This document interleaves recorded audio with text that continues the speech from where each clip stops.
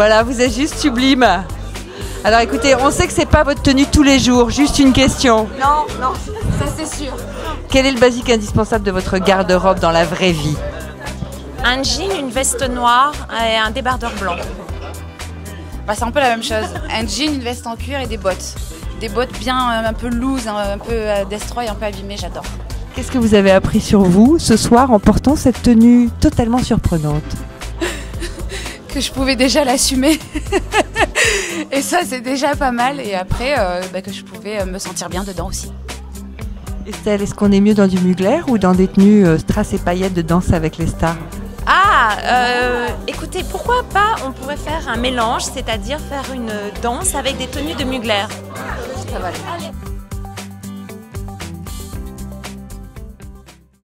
Est-ce que c'est contraignant de mettre un costume de scène? Pas du tout.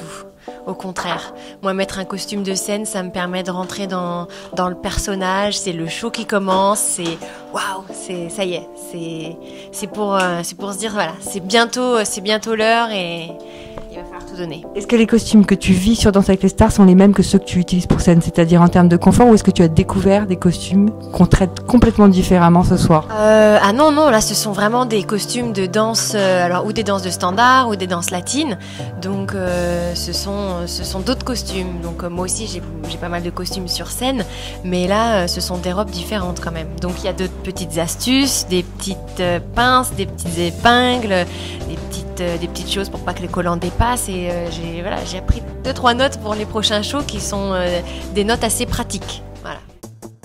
Et Chat, il me regarde. Attends. Non, c'est pas une frimeuse, c'est pas vrai, parce qu'elle tient très très bien sur ses talons.